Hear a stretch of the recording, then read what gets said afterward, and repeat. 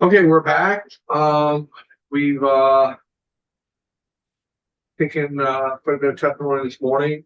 We're gonna spend some time having an open dialogue amongst the committee about where we are with the bill. I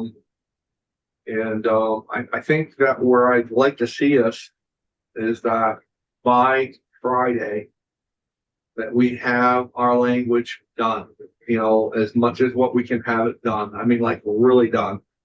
I think what we're gonna run into, if we're able to pull something together on section 10, that probably should be done as well, as close as where it can be. I think it's gonna take a travel. In fact, I know it's gonna take a travel. But by next week, by the week after next, on crossover, that we're ready to vote this thing out on Thursday. The whole bill is what we have it, Friday at the very latest. I mean, we can set for Thursday and we use Friday as the fallback, as far as, to make sure that we cover any mistakes or anything that we have. But I think, we're closer to what I feel that we are. I just want to feel better about it. And so that we can make sure of all the hard work that we've done. We've done a lot of incredible hard work that we, put out a good bill that we can defend on the floor should we have to do that. So, Dorothy, any comments about any of that stuff? No, we just asked Lerb to come back with additional language in their meeting. on section 6, except tomorrow, so we'll have that before we leave. I also got an email from the conservation districts. Yeah. That we, let me just read this quickly. I'm reaching out as Senate Agriculture wraps up work on the miscellaneous bill to request your support for targeted clarification of Title 10 affecting Vermont's natural resources conservation districts. So before we keep their thought. Okay. Yep. Good. Keep your thought.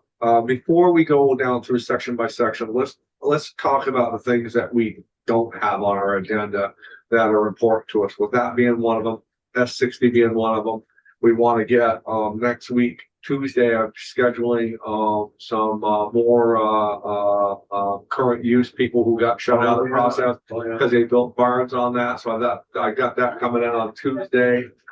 So let's talk about this one right here. This is important. This touches a couple committees that Senator Major and Senator Plunkett and I first talked about.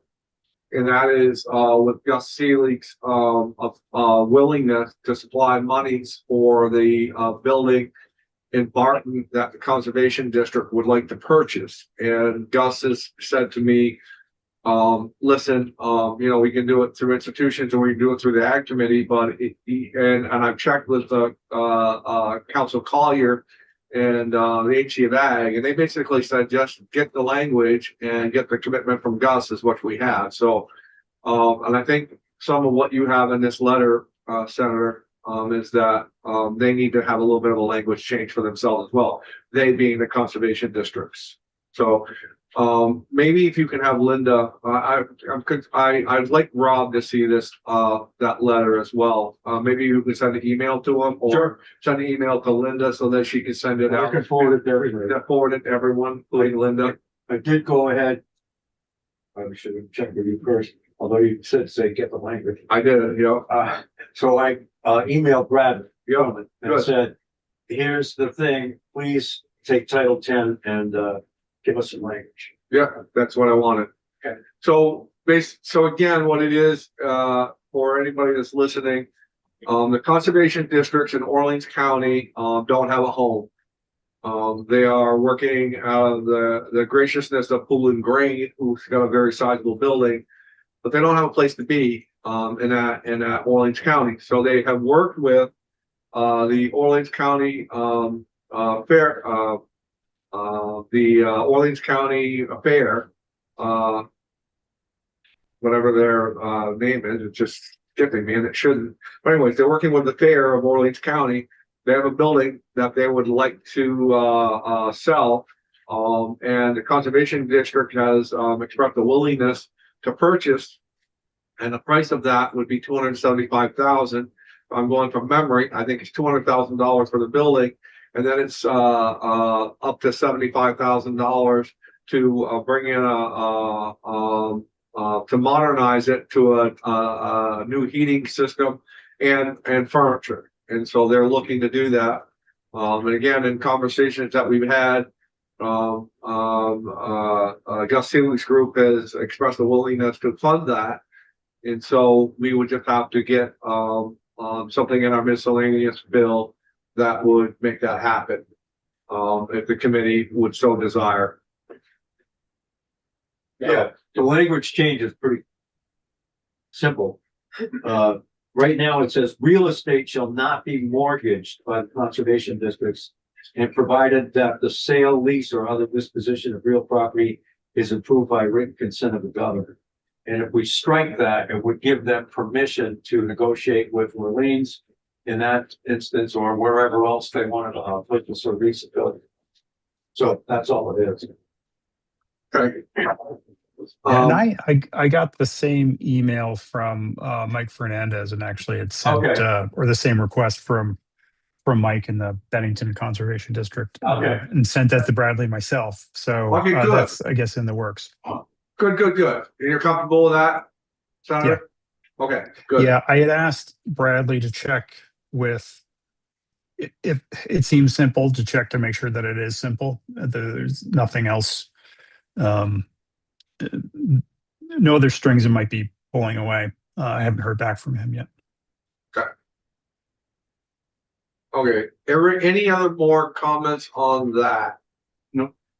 Now, okay. What section was that gonna be? Well, it's gonna be under miscellaneous. We don't have it. We don't have a section. No, that's cool. on That would be new. Yeah, we do. Okay. The next, and we also have, hold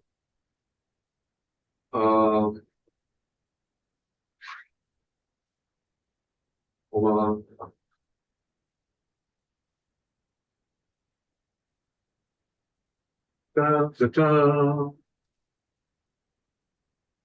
We also have Becky Castle with us, right? Yes. So we're gonna finish up a couple things, Becky, that we started, and we'll bring you on as far as Great. the second six conversation that we got. So we also have S60. I would encourage all of you to look at that new language on S60. It's my feeling that I would like to concur with that. And then in the dollar amounts, which we can't forget that neither. So let's make sure we talk about that. I would like to concur with the House's proposal of amendments to add in the forestry part of it. I know we haven't taken a lot of discussion on that. So that's why I'm asking you guys to take a peek at that and make sure you're comfortable with that language. And because I think it's part of the ask of what I would like to put to appropriation is I would like to ask them for $1 million. Yeah. For that. So if you guys get to take a look at S60, as it was brought back over to the House, from the House to us, I think that we could just have a quick discussion on that. I don't, Rob, again, language guy, apologize, but I don't know that we got to bring in. Maybe we can talk to Bradley about it tomorrow when he's in S60. And but if you looked at it and you were comfortable with it as well, I would go with that. So yeah, we walked through it, and I'm comfortable with it as it is. I know Mike O'Grady had given us the side by side, so okay. I think Mike was the one that had worked on that. So we could pass that bill out, and then I would like to, on our list of what we have for asks, I would like to just ask for $1 million and see what happens. And that basically just added forestry and stuff. Like, Yeah, when we did. yeah, take a peek at it, Senator. Make sure you're Looking at comfortable it with now, it. that's what I, Okay. forestry. Yeah. Coming up in that. Yeah, just make sure you're comfortable with it. We also, so then I had said, I think before we went live, or maybe as we went live, on Tuesday of the week that we're back, we're gonna have some, I'll back up. Friday, we're gonna have some horse folks that are coming in that are asking, to at least, consider farming, horses, farming, and to why as of right now, they're shut out of the current use program. So they want to pitch their case for why they should be allowed into current use.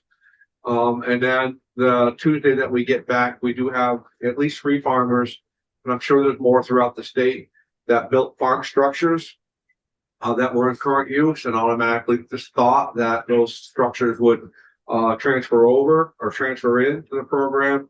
And they didn't, and they had very sizable tax bills that aren't recoverable. And so we'll hear about that on Tuesday. I'm working with Linda as far as to get those folks in for Tuesday of next week. And then we should again go down through our list of dollar amounts to make sure you guys are comfortable with the dollar amounts. We can do that when we pass out at S60 when we ask for the $1 million. But we should go down through that, and I think that we are good. I know that we haven't talked about farm kitchens. I don't see that making it. We'll talk about that when we go down through. I don't want to get on. As it is right now, we have Becky Castle in, owner of Sissy's Anarchy, and she couldn't make it earlier on our testimony, but she's here now in person. And so let's pivot to that. Sure. Before we start, I'm not sure if you were familiar with the process, but samples will always. I actually thought. I'm so. The reason that I couldn't come earlier, I thought the testimony was at 11. And I was like, oh, great, we'll make deliveries in Montpelier. So we were in the barn packing stuff before. I so joking. Listen, you don't get to look like Adonis over here by having a lot of samples. No. So he is joking. The good news is the Capital Cafe is getting a replenishment, like right after I. So. Well, welcome, and glad to have you here. And we had some very good discussion earlier. What we're trying to get to, a lot of different things. We're just trying to get to accountability from state government to the people that count on state government to regulate them. We had a very good discussion with the Land Use Review Board and another farmer who was caught up in farm structures. The Land Use Review Board is going to meet tomorrow. They're going to report back to us. I also had some conversations with folks that when you were in testifying last, that they are aware that their bedside manners need to get better. And I hope that we see that. I think we're going to have some of that conversation more. Senator Heffernan would like to get A&R in after crossover and have some conversations about mannerisms, about how people are treated with a certain department. But I will tell you that your testimony last time was very compelling.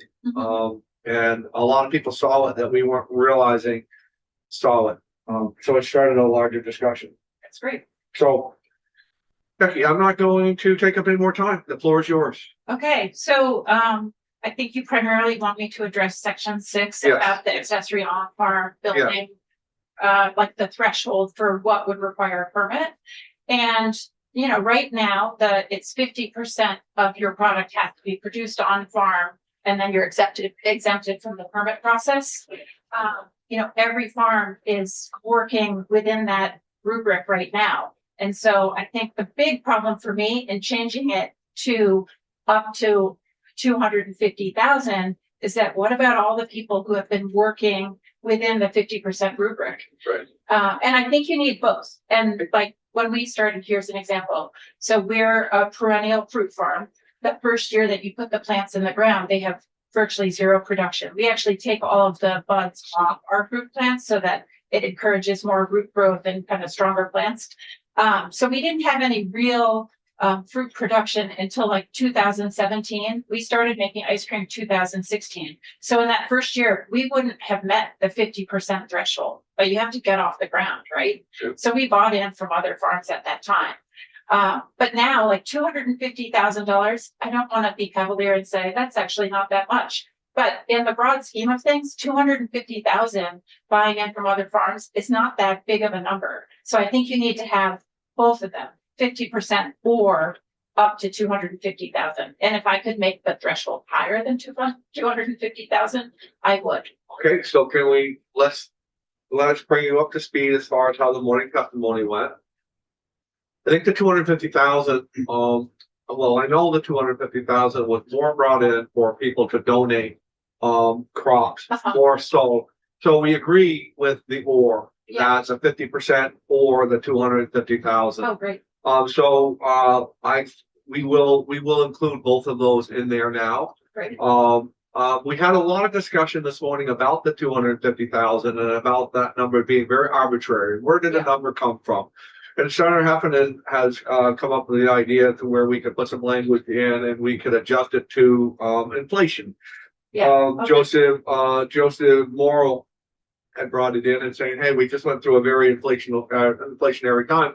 And then hearing your testimony to where, hey, you know what, it really isn't that isn't really that high. So I think that we will adjust with that language. We also had a very strong conversation with Land Use Review Board again, and saying, listen, we don't want that number to be an issue with just trying to pass with what we're trying to pass. And we want to be very transparent of what we're really trying to do. Yeah. We're not trying to skirt anybody. We're not trying to do anything. There's not another ulterior motive here. Yeah. So that I think, yes, where you are with that, Mitty, do we agree with that is the way that we're gonna go?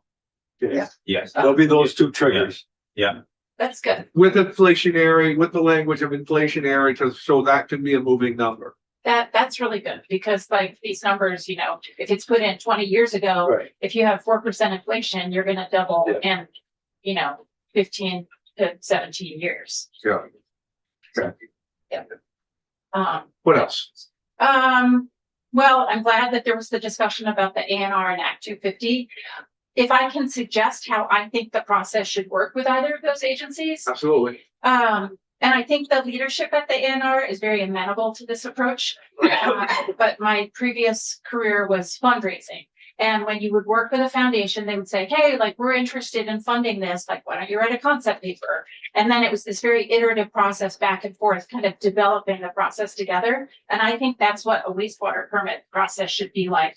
Like, the very first thing that happens is the ANR, whatever coordinator or engineer comes to the farm or the landowner, meets with them and says like, okay, well, I think we can get to the right solution with like this approach. And then like the engineer that you hire draws that out. So by the time you submit the permit, it's kind of like, you know, it's going to pass because the ANR has already told you what's going to happen in the process. I think that's what should happen. And it would be so much more cost effective rather than a ton of back and forth that spends a lot of the state's time and a lot of the landowners' time. I think that you bring a very good point that as you work through the process, you should have some expectations that what you're trying to do is going to pass. Yeah.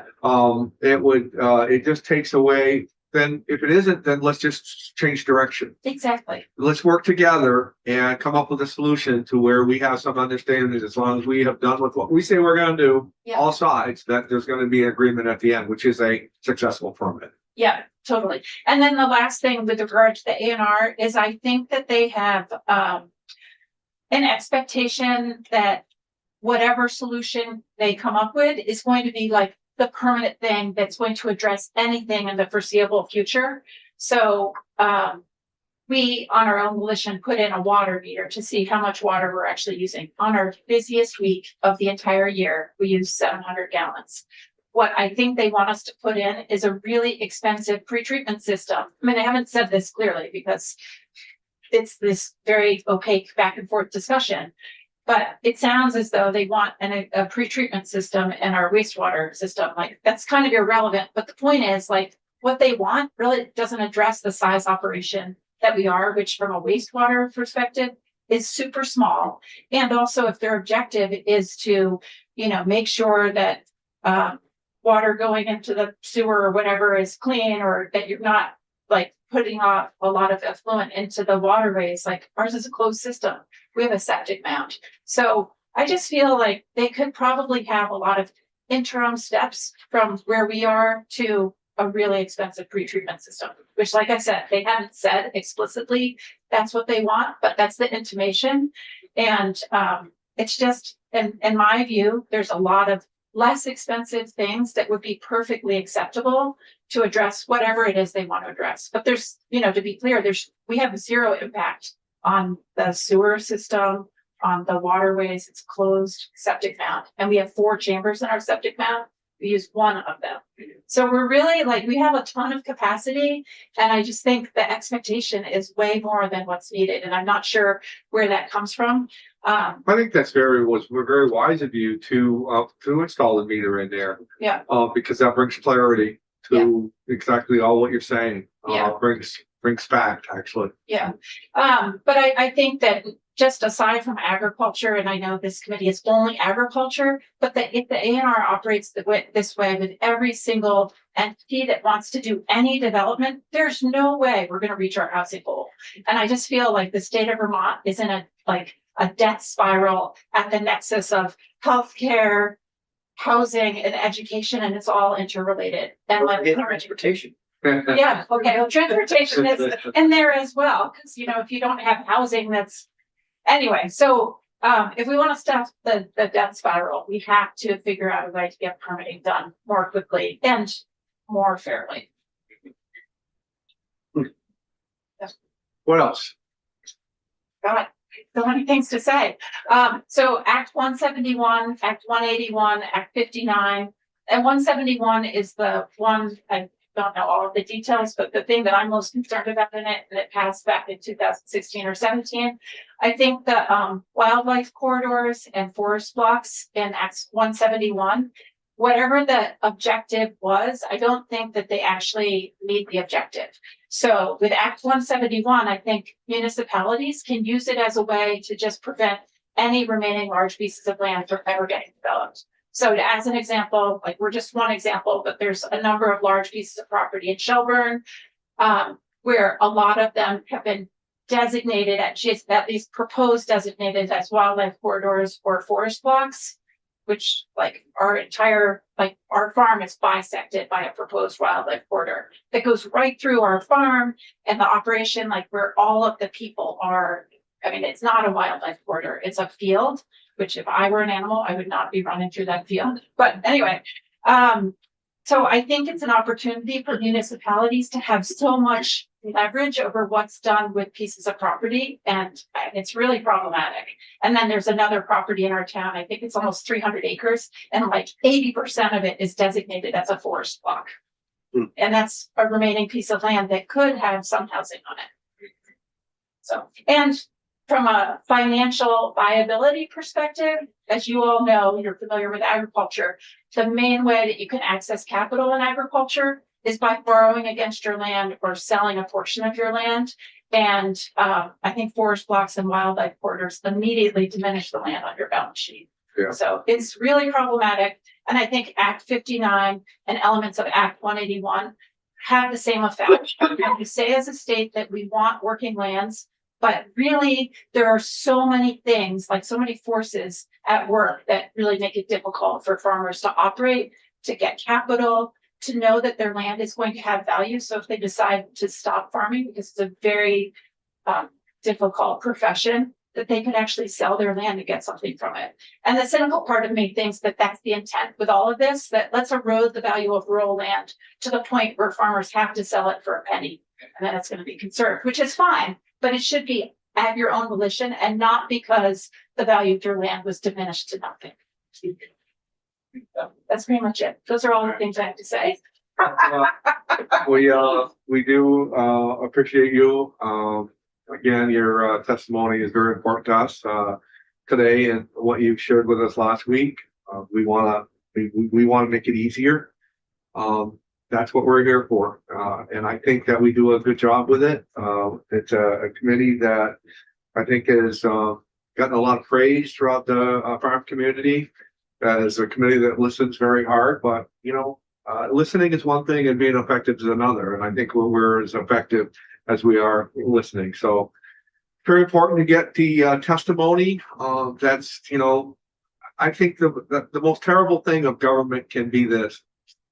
That you just go and do with what you think is right without knowing what is right. Mhm. And so we like to hear a lot of what's out there so that we're part of the solution and not a problem. So we thank you. Open door, always let us know what's going on. Let us know, what we need to do better, who we need to put attention on. And I think we can do that very effectively. Well, I really appreciate the audience and, with regard to the samples, why don't you all come out to our farm? I'd love to hear that. Yeah. Yeah. Well, he's got a sign on his car. It says "Hungry Senator." So, so when he pulls in there, be ready. Yeah. That was quiet this week. That's All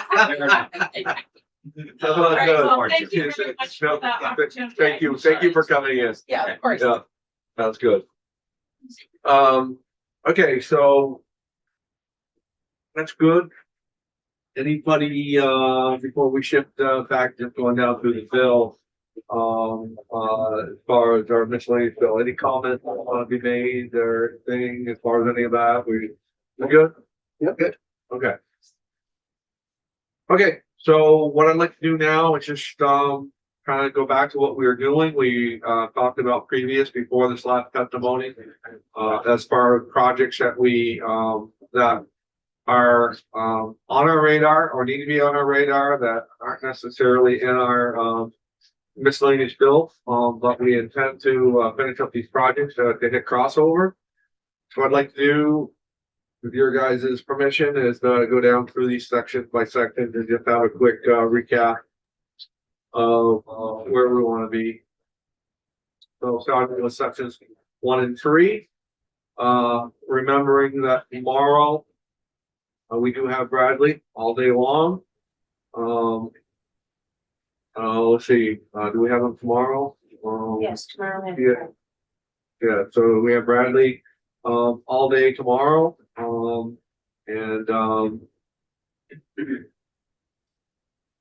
Where am I screwing up here, Linda?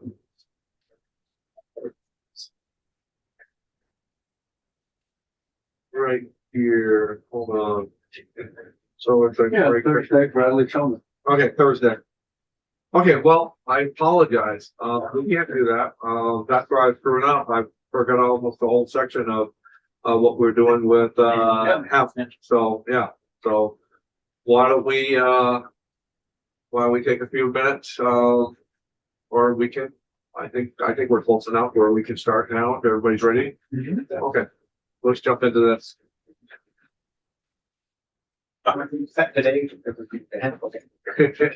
So sorry. Your chair is ready. You're pretty anxious to get down through that bill. So, okay. So, sorry, a little bit confusing here.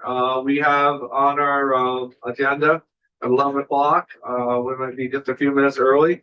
An act related to miscellaneous agricultural subjects. We have a section in there working with the Cannabis Control Board and our stakeholder groups on some language that is going to be an addendum to our miscellaneous bill. And that is to bring some clarity and some regulation to how hemp growers are to create their product and to move it through the market. So, Jake. Jeffrey is not able to come, but Jesse Harper is here. Okay. Okay, that sounds good. James Pepper, the Cannabis Control Commissioner, is on vacation, and I think we're going to have Gabriel Gilman in his place. And are we ready to lead this discussion off, or do we need to wait a few minutes to make sure we have everybody here? Is Gabe here? Yeah, I don't see Gabe here yet. Sorry. Okay. Well, why don't you just wait a few minutes and we'll start. We don't need to go offline. We can stay offline. I think there may be a few people joining online as well. Okay. Gabe Lenz is now. This was something we were going to add into the miscellaneous. Yeah, that's that language. Remember, James had Yeah. all the language in Yeah. there, and morning. And That was, that language that James had. I think we're all in agreement. We've all been in agreement of what it was gonna be. I think we're just doing one final check-in. So, how are you? I'm good. How are you? Good morning. Good, good morning to you. Okay, so I think we have everybody here. Is everybody online that's wanted to be here? Amy Linda? Lenz is here. Okay, do we have anybody else, Linda, that was gonna be online that you're aware of? Sam Delavance. Okay, we'll wait a minute to see if Sam jumps on. John of Lily Hill is attempting to log in. Okay, good.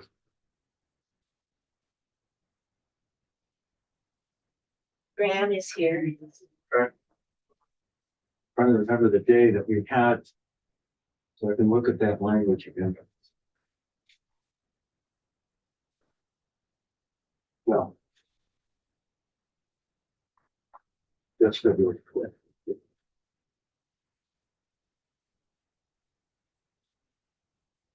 Oops.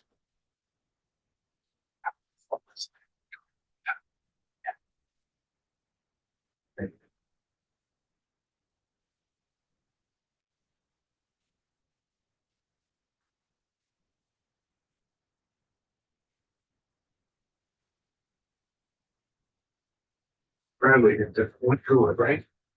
Yeah, we were gonna repeal. Title 16, something in it. Move it over to 10 or wait, I think it.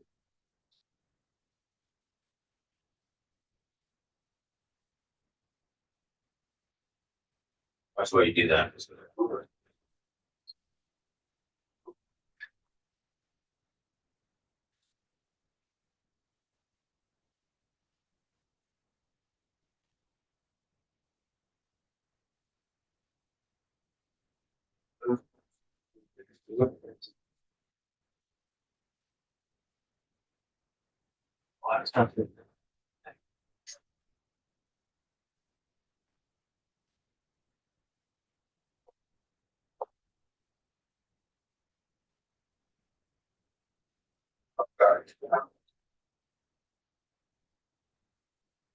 You know who John at Lily Hill? I did. He's a hemp Oh. producer, has been for years. What's his last name? Giuseppe, I believe. I think he's also a license holder. There's one of Chris and John. Yep.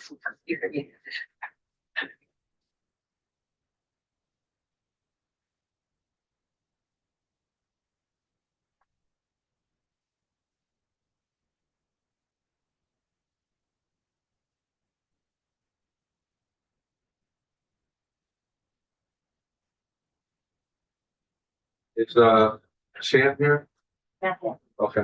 Everyone else. is- And we'll wait for Senator Major to come back and find it, Brian. No.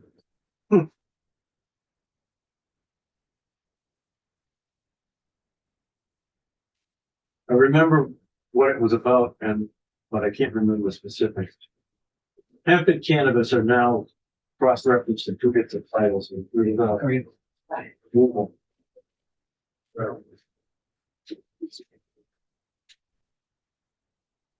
Maybe David remembers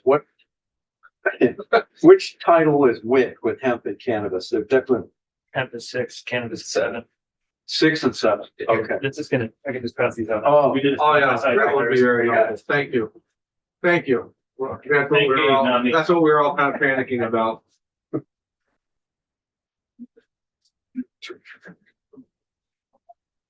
think Gates sent you one of these. Let me, this first village, oh, it must be all right. Yeah.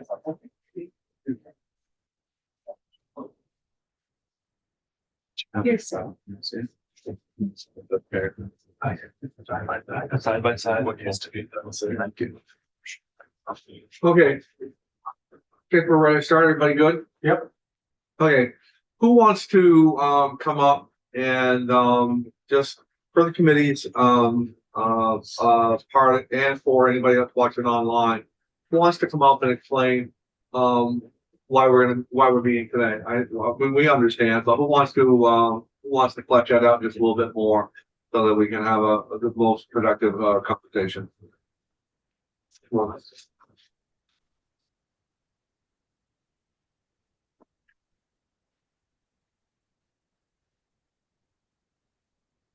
Good morning, Chair Ingles and committee. Thank you for having me. I'm Gabe Gilman. I'm the General Counsel for the Cannabis Control Board.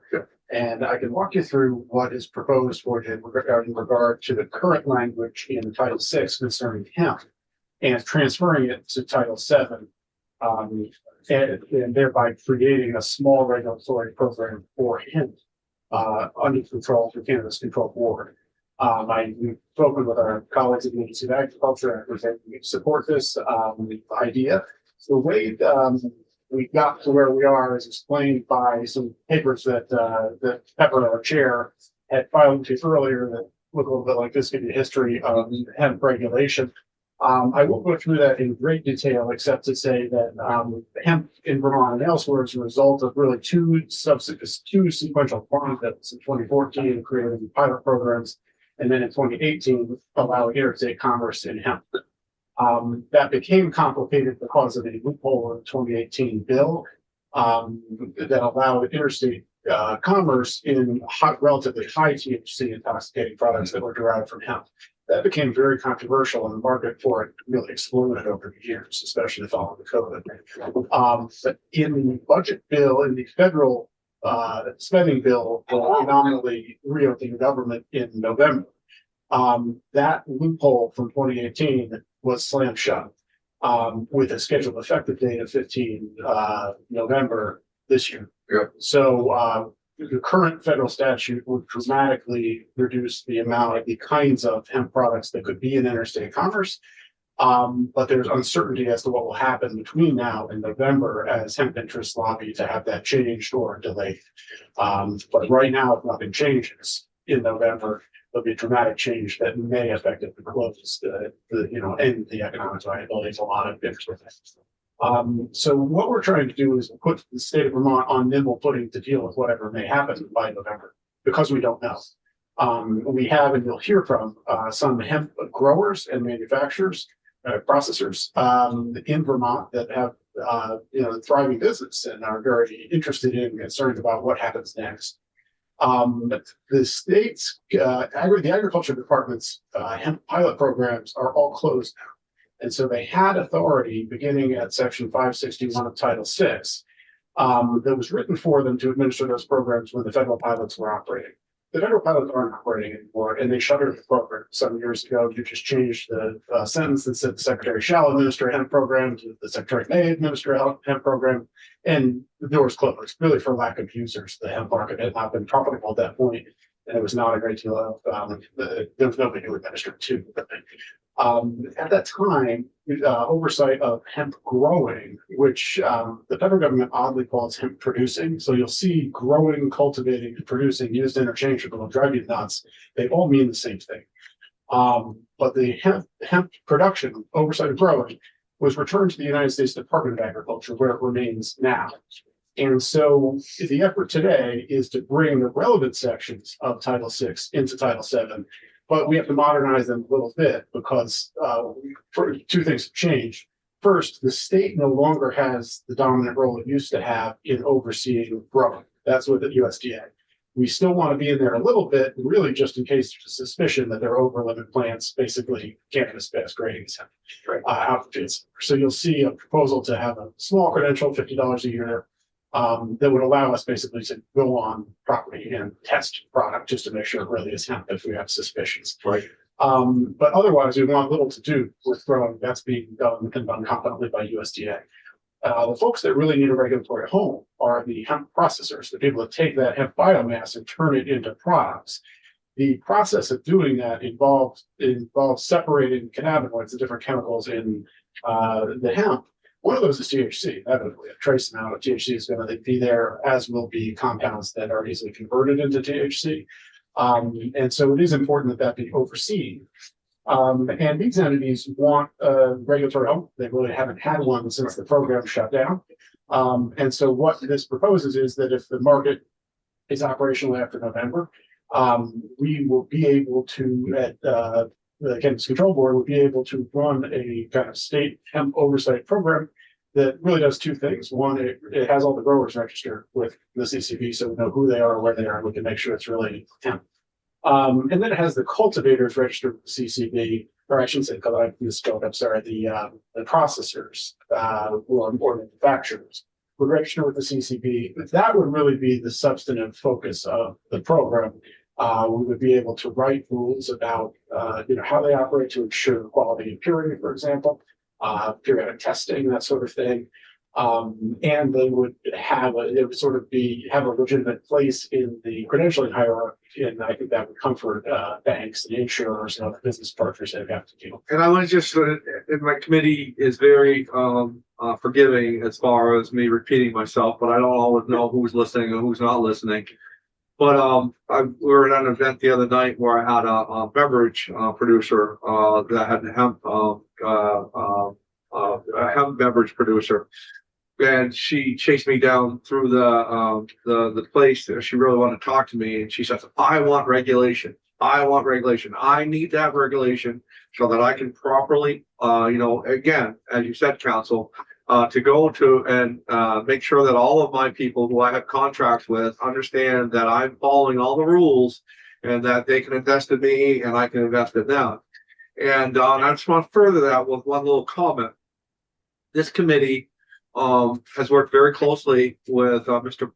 Pepper, and have enjoyed their relationship, because what we really want to see is, we have said to the Cannabis Control Board, don't let us decide what your regulatory process is. We don't want to hear about that. We want you to handle that. What we want to do is open this market up so that our Vermont farmers can grow more hemp product. We had a bad rolling out of hemp being produced in the state, where a lot of people got hurt, and because there was no real process in place and no expectations about where this market would be.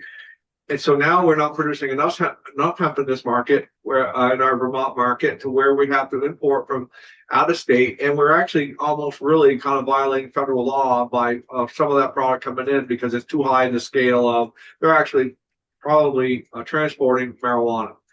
We don't want that. And when I had this talk with this manufacturer, I said, my goal is to, if you can go out and set up a contract with somebody that wants to grow 30 acres for you, and that you agree to purchase that 30 acres in Vermont. That farmer has a guaranteed place. It was a contractual agreement between the both of you, and then that farmer can kind of safely grow that product. And she said, that's what we want. She said, but I want to let you know, just myself, it's not 30 acres I would need, it'd be 300 acres. So that's what we are trying to get to. And I think we're there. I mean, we're glad to be a partner with you folks, and just need the language so that when we report this on the floor, we get it through with no problems. Thank you, Mr. Chair. And we're hopeful that this language does that for you. I know Board Member Harris had passed out to you a side-by-side comparison of the language in Title 7, Title 6. Right in the middle column, there's sort of an explanation of why is it different. And in some cases, you see things that were not carried over, generally because those sections had to do with cultivation, and we're not really doing that anymore. So what you're really left with is that kind of 3-credential system: grower, processor, and products. Product is really important because of the enormous interstate market and the complete lack of quality and safety control of what's coming in. This would allow, and notably FDA, which usually is in the business of overseeing food safety and product safety in terms of consumables, is off the scene, really. So if the state doesn't take up that role, nobody will, and we just wind up with kind of chaos about what can be sold where. No way to ensure that out-of-state produced hemp products that were sent into Vermont actually have the contents they were labeled with. Typically, making sure that happens. We would need the tools to do that, and the simple solution, really the only solution, is to require that each product be registered with us, just like cannabis products are. Unlike cannabis products, these products would be sold at appropriate locations. Part of this language give us rulemaking authority to say things like, okay, the hemp product with 1 milligram can be sold at City Market or something, but only the person's 21 or older. Right now, one of the most frightening things about the interstate hemp stuff is that if it's hemp and it's not like the cannabis, it can be sold to anybody. An 8-year-old could walk into a store and there's no law that requires that the cashier say, no, I won't sell you that beverage. So this is an important tool for us to have in our toolkit in order to dictate things that just make common sense, like appropriate sites of sale, not a school, not a big sale, something like that. Make sure what's in the product is what the label says. And impose common sense requirements to make sure that products aren't misused by humans. So that's sort of what you have. I'm happy to walk you through any of that, or if you have particular questions about why you see what you do there in the left or the right. I think we're, go ahead. Thank you, Mr. Chair. So we will take a look at the provisions that apply in Title VI and move them to Title VII and delete the ones that don't apply anymore, as you said, cultivation. There's one issue that, I don't know if it's an issue, it has yet to be resolved perhaps, and that's the THC level. And that's highlighted on the pass out we got. So it's 0.4 now. I'm just wondering whether in a way it would be more appropriate for the CCB to be able to not necessarily identify a level right now, because the federal government may move that up or down, which would mean that we'd have to take another look at it and move that. Is it possible for the Cannabis Control Board to just be able to do through rulemaking sort of a sliding scale, if that's the right term for that?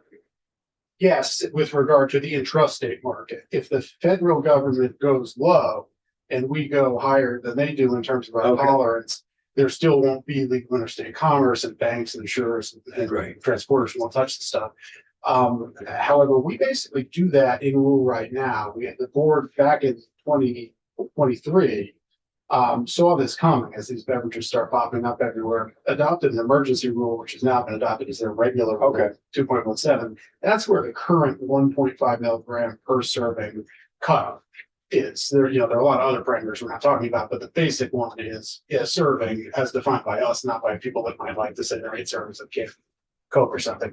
Cannot have more than 1.5 milligrams. That is a creature of rule, and it can be changed in rule. Then of course that number could be overruled by this body, but I think it's smart that we've got a pretty good truce that models some successful truces of the same type in other states. But do we need to say in harmony with federal guidelines all the time, or is that sort of understood?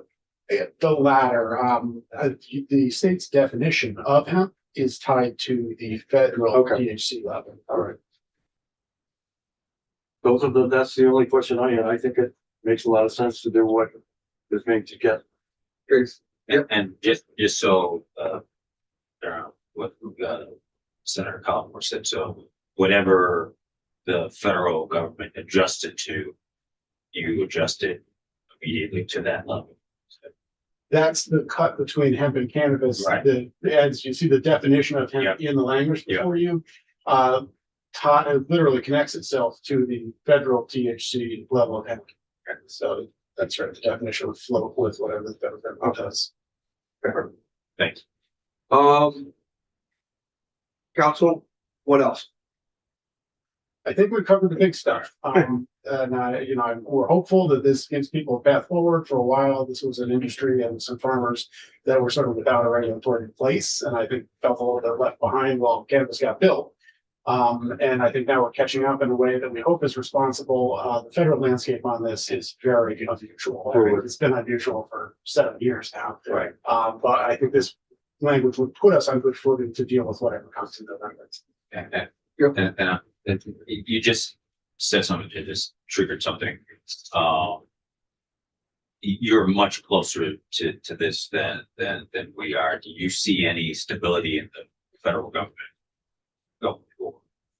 I don't know that any two people agree. I think if you talk to people in industry and lobbyists in industry, they say we're going to fix it. The fix is coming. It's not going to 0.4 milligram, which would be the whole package left on the federal law. If you talk to people outside, they're a little less hopeful, and I be a fool to predict. The bottom line, when it's all said and done, And it's a very fair question. Bottom line is you guys are poised to be able to adjust as it goes. That's exactly it. We want to build something where whatever happens, you know, we're kind of built for uncertainty and we can protect the monitors, however it lands. Perfect. You are in conversation with our council, Bradley Showman, with this language and stuff, or do you need my permission? Are you guys already talking? Because at the end of the day, again, all we want to do is, you know, going down through again, you know, really helps us when we have to report it on the floor. We're in total agreement. We're very happy to do our part to make this happen. It helps helps Vermont economy, helps Vermont farmers. Helps Vermont industry, so we're very, very happy to be involved with that. But as long as you and Attorney Shulman are in good standings as far as to get the language to us, we are trying to shore up all of our sections by the end of Friday. I do know that we all understand that we have into next week, so we can keep on tinkering and all that stuff. So we're starting to go down through there just to make sure that we have a very large miscellaneous bill. So anything we can do to finalize the language that we have. I know in this committee, there's no disagreement.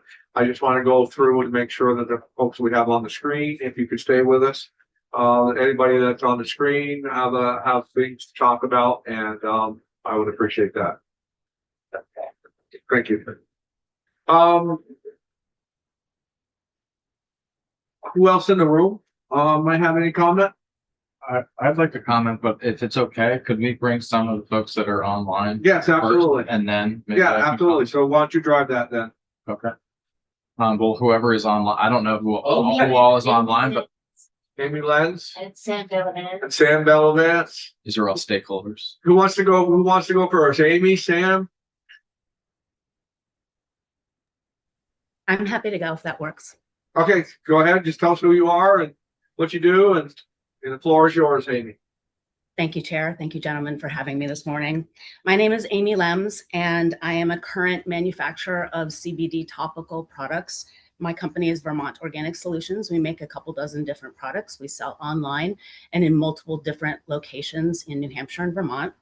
I'm also a former THC adult use manufacturer, Tier 2, that I closed my business after 2 years of making $100,000 each year in revenue, yet not being able to pay myself. A big part of the problem was getting products to market. And that unfortunately is going to be a problem for me here as well with the CBD topical products if they land under regulation from the CCB with what's being proposed going forward. I'm also a medical patient and have been for several years. Currently, what my business has to do to comply with regulation is we are required to comply with federal regulation with labeling, transparency for customers, as well as not making any health claims. And we are required to label with each and every individual ingredient that's in the products. We are not required to register our products. We are not required to test every batch of our products. It's very expensive to go through a process where we will need to be paying a $75 fee per each product, as I stated, to register the products, because I do a couple dozen products. Those fees add up quickly. So does testing each and every batch. That is not feasible. We're a small company. We work in micro batches. Adding an $85+ test for every batch would make our products unsellable. I'd like to talk about a little bit about some of the numbers that are in this proposal. The 0.4 milligram THC, if you extrapolate the numbers, for instance, I have a 3,000 milligram 4-ounce jar of an arnica and CBD cream. 3,000 milligrams of CBD at 0.3% is 9 milligrams of THC. So there are 9 milligrams of THC in that product. They don't get anyone high. And I can say this with almost certainty without testing, because when I was a THC producer, I produced both edibles and a topical. The topical was a 600 milligram THC topical. along with 600 milligrams of CBD in that one jar. And it was a fairly slow seller because the THC made it expensive and it didn't get people high. And the CBD product that I made, that was a sister product, that was my product first before I got into THC manufacturing, is so much more effective and so much less cost for the consumer that that product sells very well. Expecting a company as small as mine to pay $500 a year registration fee, $75 per product, would again put my products in a price range that would make them unaffordable. It is my belief that with how large the CBD industry is, the hemp industry in the United States, and with how large and quickly it's gotten so big, the intoxicating hemp industry is, I believe that pre-November, we will find some sort of separation between those two. They should not be under the same umbrella. I am 1,000% for regulating intoxicating hemp products. I think they belong in regulation.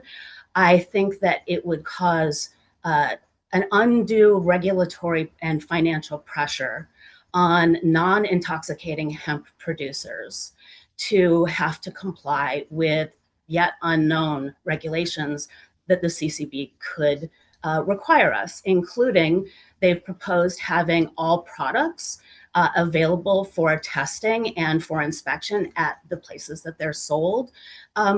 How do we explain that to places that are chiropractic, massage therapy, grocery stores, general stores, mom and pop businesses, that they are now going to be subject to inspection and removal of product for testing from their possession? That will, I believe in very good faith, encourage them not to buy the product if they're subject to those regulations. The other issue that I have concerns with is if we get to November and there is a ban that goes into effect, we will only be able to sell within the state of Vermont, and it will keep our hemp industry going and allow us to continue, albeit very regulated. If this hemp ban does not go into effect and we are allowed to continue selling, except that in the state of Vermont, we are now regulated, they are kneecapping us with these extra regulatory requirements and financial obligations. We would never be able to sell outside of the state of Vermont because of the fact that no other manufacturer of these products is required to do the same things that the people in Vermont would be required to do. So Vermonters would be able to order and get shipped to them product that is cheaper, made by outside manufacturers outside of the state of Vermont, who can make it cheaper based on the fact that they don't have that regulation. For all of these reasons, I think it is to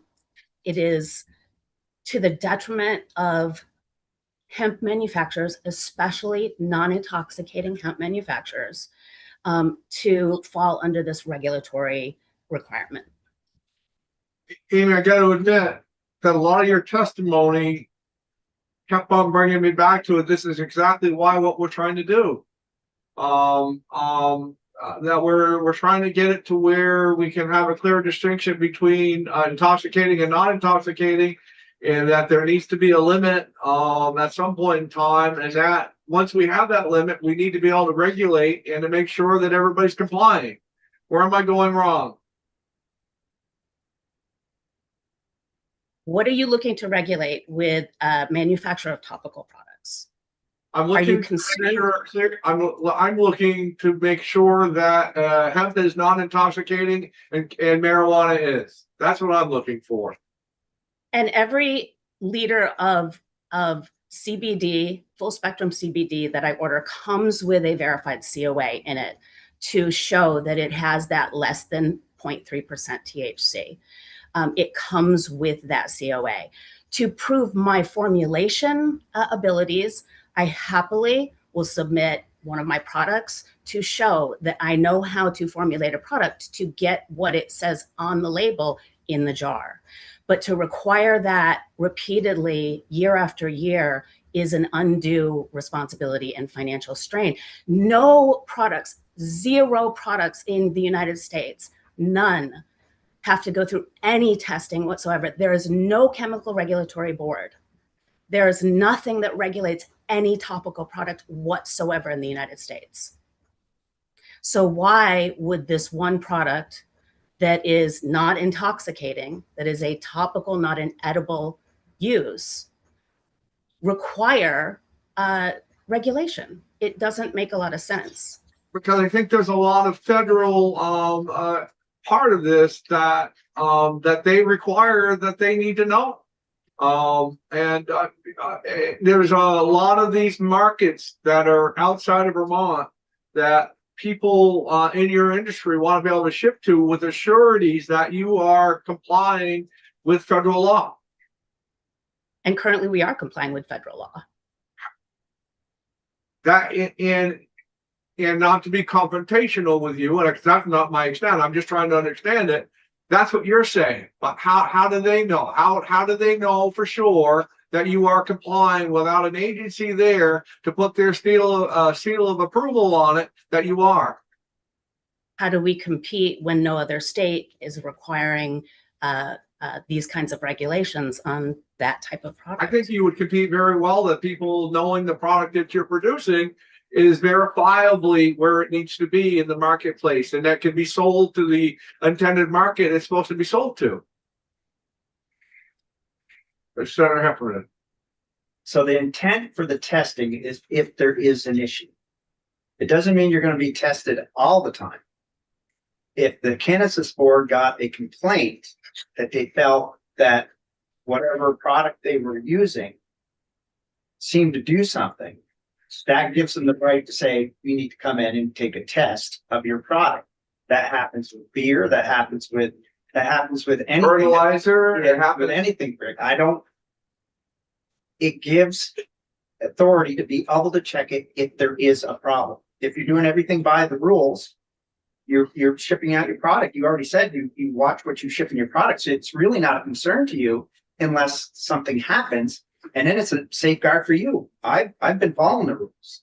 So I understand that you don't want it regulated, but be able to go and get backing from banks and all that, they're going to want, that you being able to follow the law. It's no different than me in trucking that, I got to keep my trucks all up to guard. And if DOT pulls me over, they're going to find me if everything is not right. And it's kind of the same concept. So I understand why you're saying you don't want it to be, but we need it to protect you if you have competition that is putting is actually putting THC in it. And they need to be tested because they're not doing it right. This mechanism is already in place. If a consumer uses a product and there's a problem, there's the FDA. They write a letter. The FDA then investigates that product, has it tested, and sees what's going on. So this mechanism is already in place. You're proposing that we double down on it as well.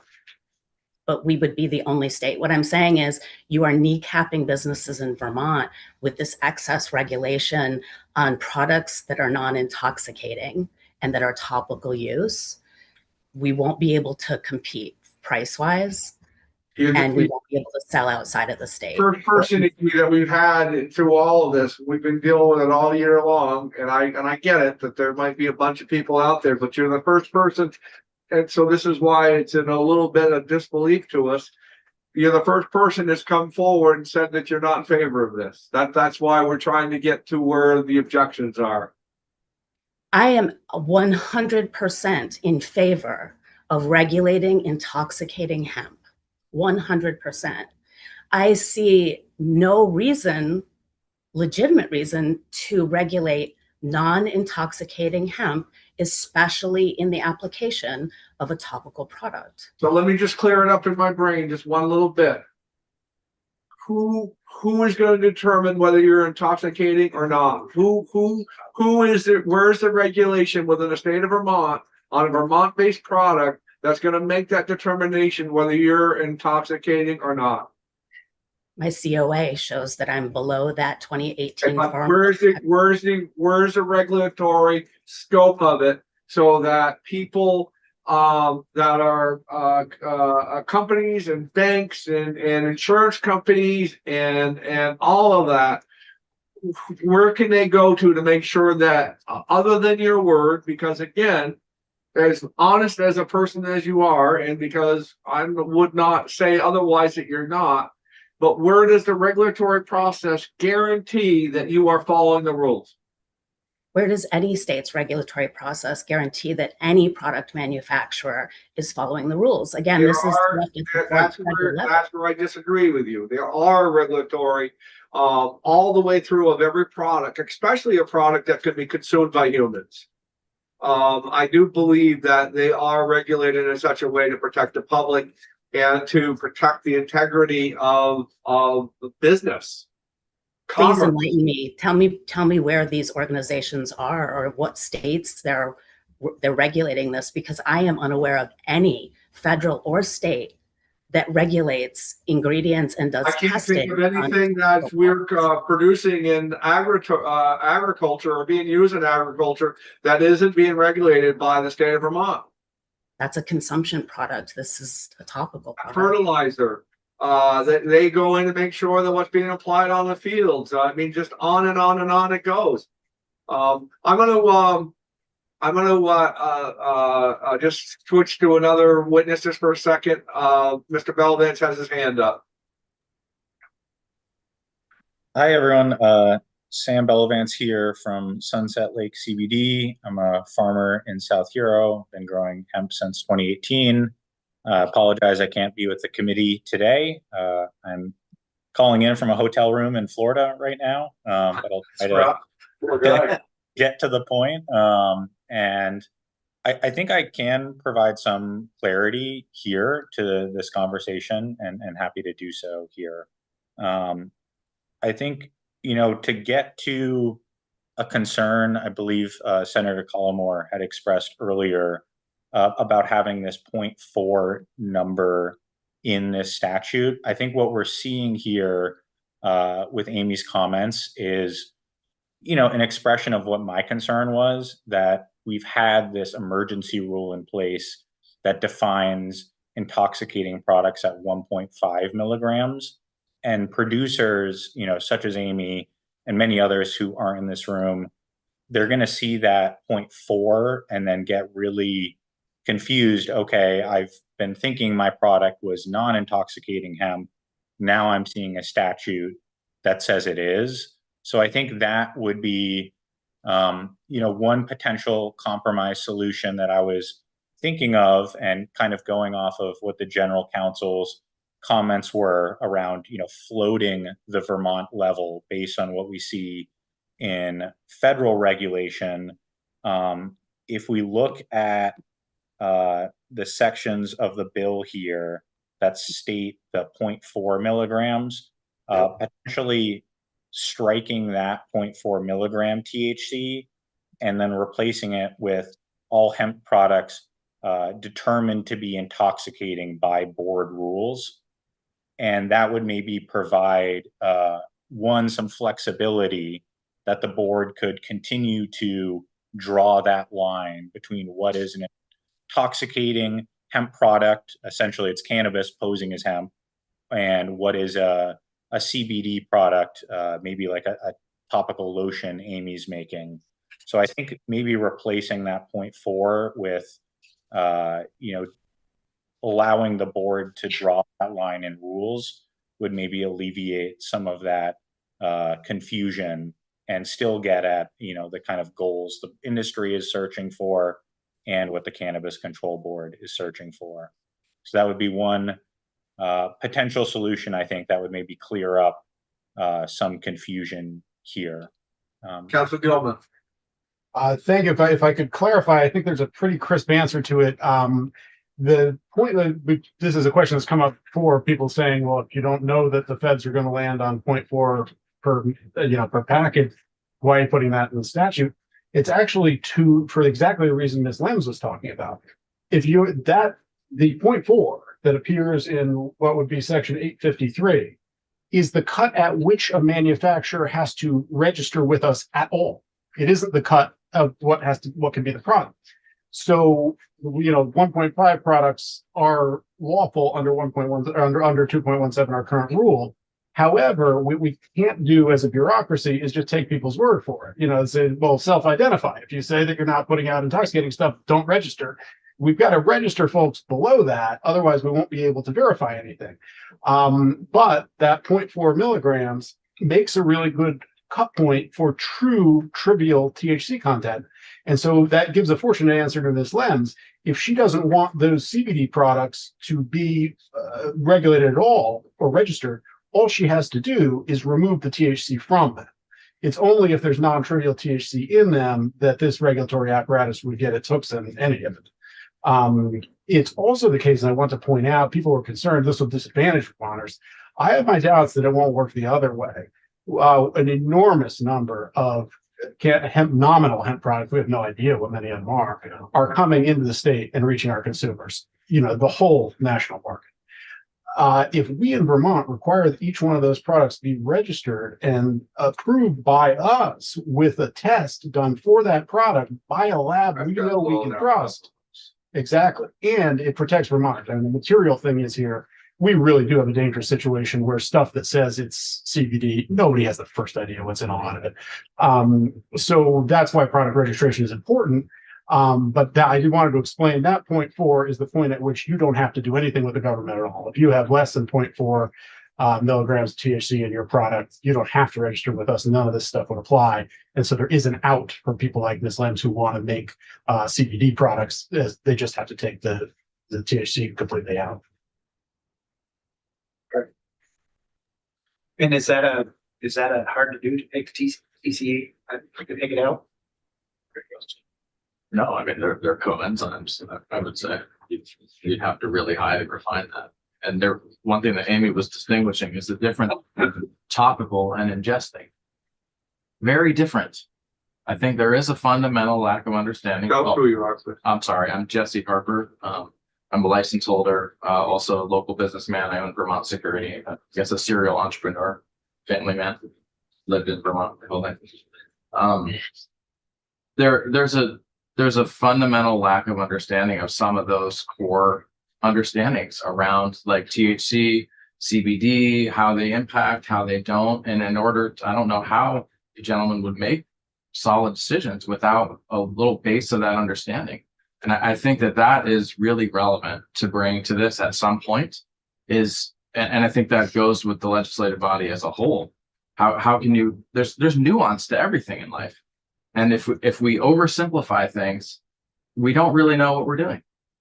And I think that's one of the points that she's making. And I think there's also a disparity in, what might be of interest for a larger producer and a smaller producer in every industry, not just this one. Amy? Yeah, I would like to address the situation with the 0.4. First of all, I use full spectrum CBD because of the entourage effect. It simply makes it much more effective to have that 0.3% THC that falls under the Farm Bill threshold. The other issue is 0.4 milligrams of THC. If you extrapolate this out, the maximum amount of CBD in any product that I would be able to put is 130 milligrams of CBD. My 3,000 milligram 4-ounce CBD product is an average amount of CBD in a product. 130 milligrams is not going to be effective, and using a CBD isolate as opposed to full spectrum is not as effective. There's research to show this. Now, are we talking a cream? Yes. Okay, so can't we separate out oral oral from, can we do that in the board? Say that creams and stuff are not subject to this, and edibles and But digestibles, I want to add to that. Where does that stay at the federal level if you do that? Where are you impacted at the federal level, which is kind of, Council, go ahead. The current the federal language that would close the loophole does not distinguish. There's a kind of a reason for that, in the sense that it's easy to label something for topical use that is consumable. and just say, well, the customers are misusing it. I don't think anybody on this call would do that, but you know, that's the regulatory reason, I think. But more important, further to the chair's point at the beginning, the point of this legislation that's before you right now is to move authority to make the micro decisions. It's not to make the micro decisions. And so, of course, in rulemaking, it behooves nobody, not us, not anybody, to be requiring gratuitous testing of safe products where there's just no coherent reason to demand it. We don't, that point forward is there because we do not want to be the overseers of hemp lip balm. You know, we want stuff that has some THC in it. And if it doesn't, we don't want to bother with it. And we also have the regulatory flexibility in rulemaking to address the nuances Ms. Lems is talking about. Of course, a topical is less hazardous than an ingestible. But we can recognize that in rulemaking. We don't have to subject them just cluelessly to the same requirements. They're distinctions that, you know, I can assure you can be made appropriately so we don't waste our time as well. Guys, I think you made an excellent point. Again, it brought the levity back to where we're at, is that we're not making rule decisions in here. We're just moving decision-making from one section to another so that you can continue on with your work within the state.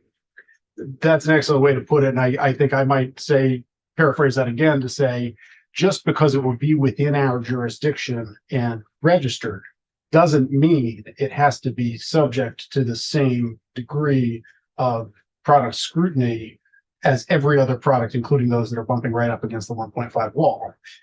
You know, we can use common sense there. There's not a, you know, there's space. So I've just been kind of quietly listening. But as I started to think this through, I think there is a problem from what I'm going to suggest. Is there some area of consensus?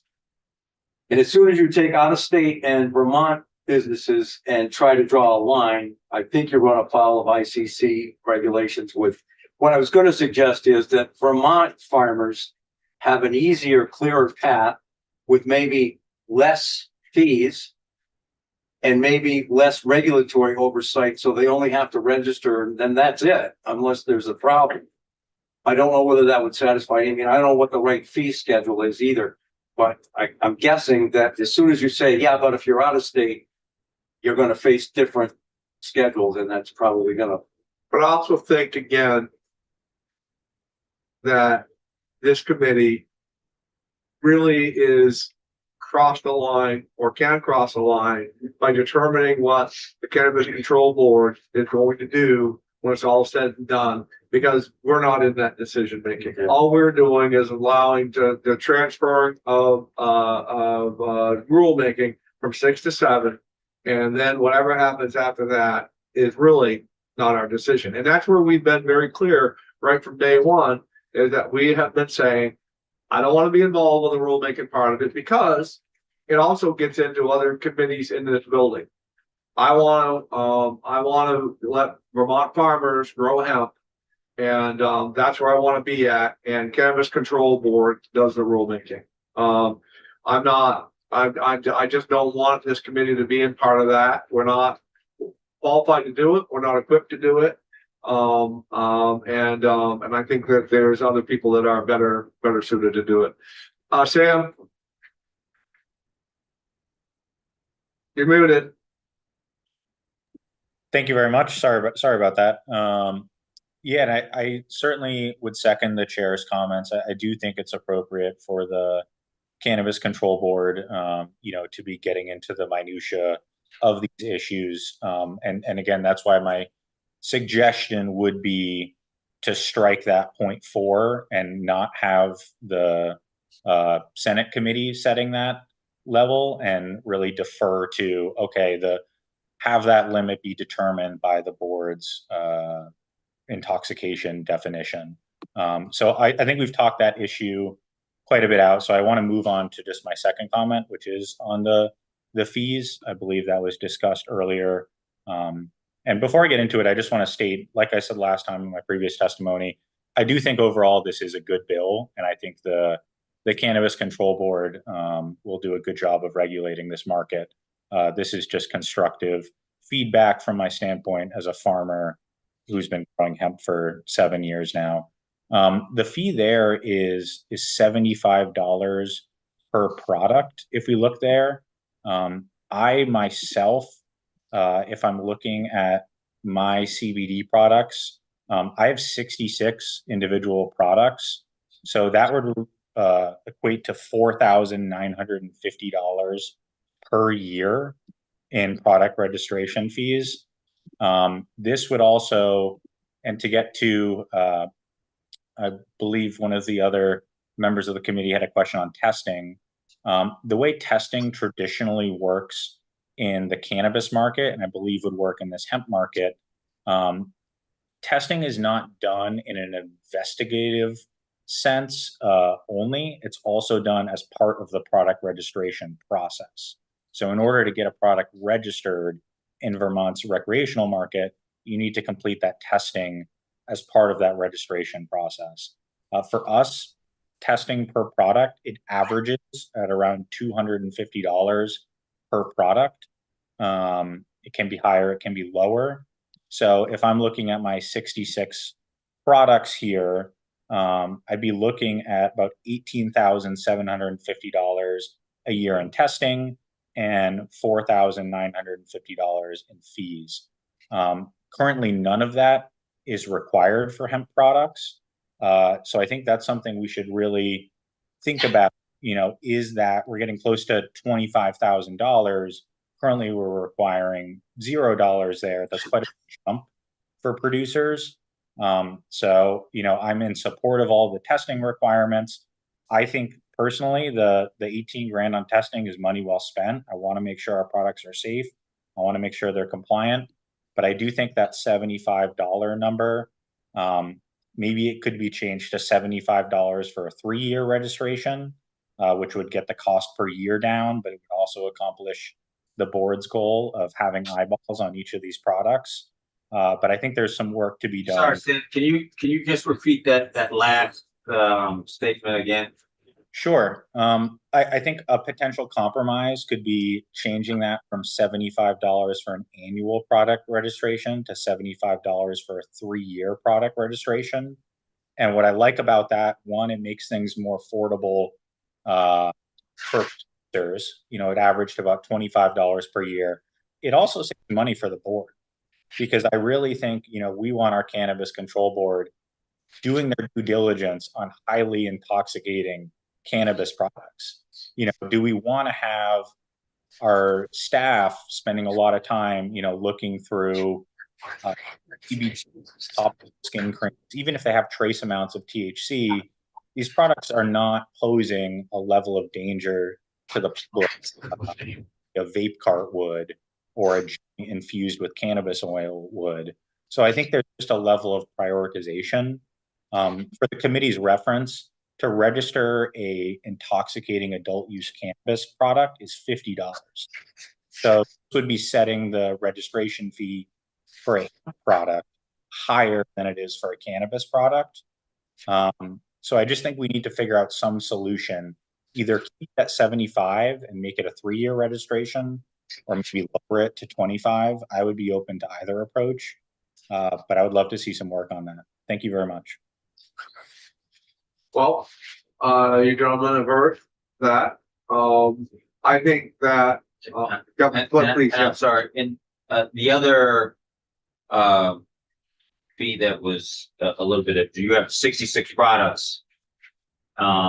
Did you have were you good with that fee structure, or? No, that's what he's talking. No, the registration fee is $75 for over 3 years, but for each product, $18,000 for each product that you were doing. Was it 18,000 for each total for each product? Yeah, and again, I'll send this all to committee in writing, so we have it here. But it would be, so for 66 products, 75 per year works out to $4,950 per year. So the product fee, and then the actual hemp license fee, I believe the processor fee, what is that, $500? To me, honestly, $500 is very reasonable. I have no complaints there. All right. So I think that's just something we need to think about. That product fee specifically could use some work. Thank you, Sam. I appreciate it. If you can't send that, that's very helpful. I'm the last thing that we want to do is hurt in that. We want to probably cover costs, to do some of the administrative work and things of that nature. But above and beyond that, I think we don't want you to fund our education. Yeah, we do. Yeah, we do. Tyler, having to.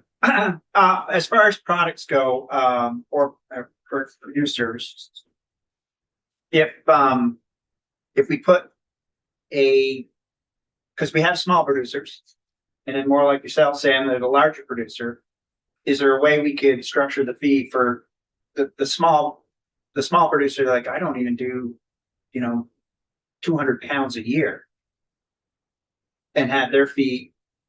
I don't know. Is that something we can structure that for small producers and then scale it up?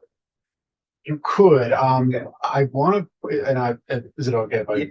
Oh, please. I just want to, Senator Collmore made a really important point about the Dormant Commerce Clause and the principle that we can't discriminate against out-of-state business. Right. But we can have consistent rules that make sense for Vermont. And I just want to point out that we're imagining that the median payer of that $75 product registration is going to be a domestic company. That's not how it's going to work. Most people paying that will be out-of-state large companies moving hemp products into this state that we otherwise can't have any idea about the content of. That may accrue to the benefit, especially because of our relatively small market, that may accrue to the benefit of our domestic companies. That isn't the intent of it, but it certainly could happen. So you to your point, Senator Heffernan, yes, it is possible to say if your business is of a certain scale, you pay a lower fee. It would be challenging for us to verify that without state businesses. That's I'm going to committee. Amy has one. Amy, go ahead. I just wanted to point out two things. One, my business that sells CBD topicals, our total revenue per year is about $25,000. Sam, I'm estimating that your hemp business is in the hundreds of thousands of dollars, if not more. And so there is a very big difference between a micro business like mine and a large business like Sam's. The other issue is in this document, it defines me as a processor. I don't grow any hemp. I don't extract any hemp.